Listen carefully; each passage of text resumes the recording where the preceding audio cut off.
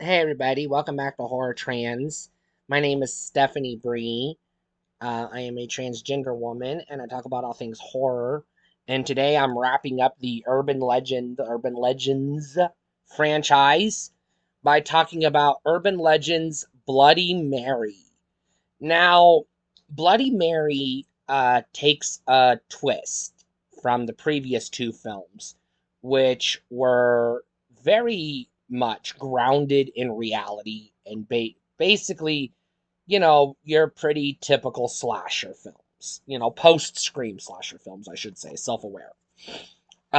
Bloody Mary, on the other hand, throws all of that out the window. It has no ties at all to the previous two films.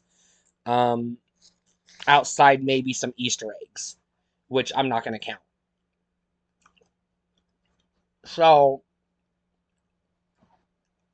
it is a supernatural thriller. It is not a slasher. Although there are some teenagers, they do get kidnapped, but they don't get murdered. The kidnapping is a prank, we find out, which don't do that. That is not how you prank teenage girls. You do not kidnap them. That is bad news. Don't do it.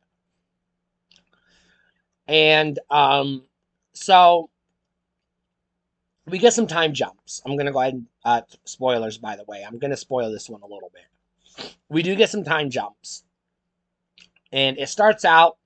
I'm gonna say in the 50s or 60s, prom night or some school dance, probably prom night, but it could be, I don't know, sweetheart ball or something else. I don't remember. But you have some assholes who basically murder a teenage girl, and the rest of the movie is the ghost of the girl. Um, Partially seeking revenge, I guess. It's not really explained, but also partially leading our quote final girl um to her body to, I don't know, lay her to rest or release her spirit or something. I don't know. It doesn't make a lot of sense. Um in terms of the story, this one is not as good as the first two, especially the first one, which I think has maybe the best story of the three, but you get a couple of twists, um, which I'm not going to spoil because I don't want to ruin the movie for you. And you get, I'm not going to say you get great kills. That's why I'm not calling this one a slasher. I'm calling it a supernatural thriller. It is not really a slasher, which is disappointing coming from the a series where the first two movies were pure straight slashers. So it's like, what the fuck are we doing? You know, at least when they introduced supernatural elements into Friday the 13th or Halloween, they still remained slasher movies, more or less.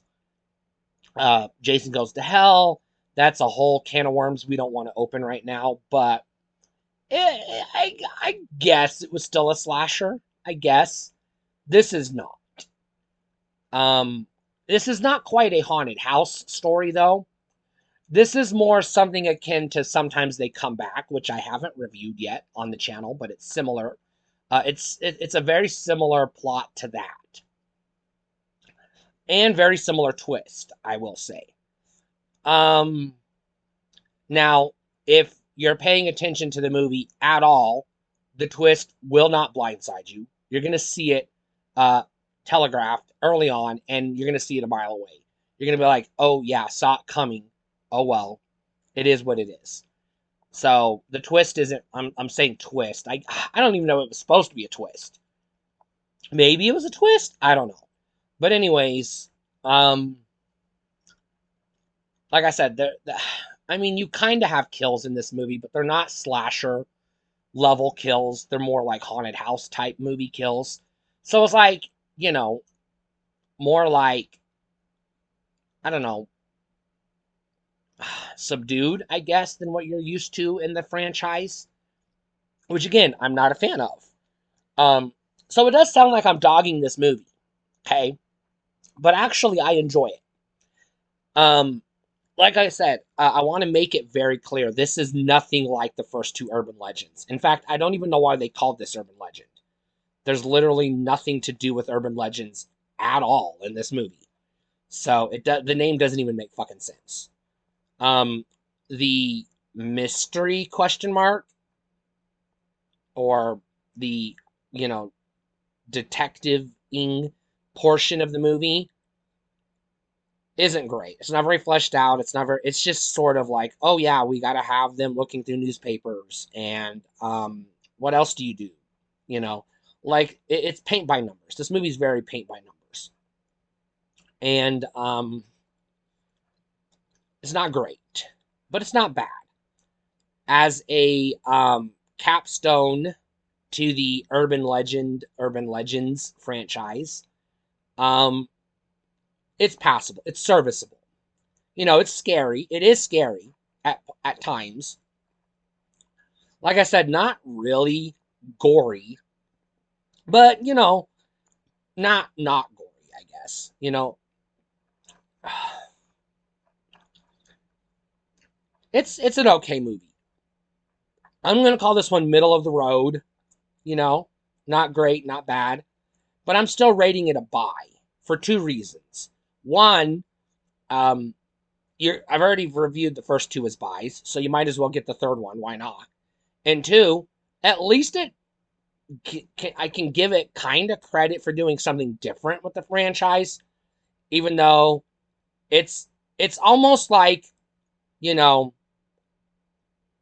it's almost like if you had Back to the Future and then Back to the Future 3 and then, or excuse me, Back to the Future 2, but instead of Back to the Future 3, we got fucking Anaconda.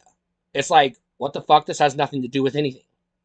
So, yeah, that's what it feels like to me. It's like this movie doesn't fit into the franchise at all. And it really confuddles me that it's even called Urban Legends, because there's nothing.